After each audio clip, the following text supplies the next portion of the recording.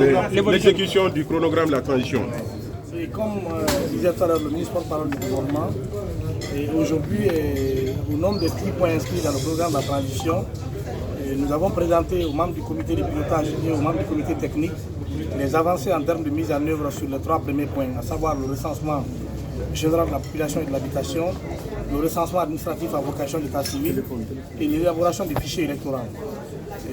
Au niveau de ces 3 points, vous remarquerez aujourd'hui qu'en fonction du chronogramme validé entre la Guinée et la CEDEAO dans le compromis dynamique, les actions telles qu'inscrites et les délais d'exécution qui sont prévus dans ce document, aujourd'hui au regard de la mise en œuvre, le gouvernement en termes de mise en œuvre est beaucoup plus en avance que les prévisions qui devaient intervenir dans ce document.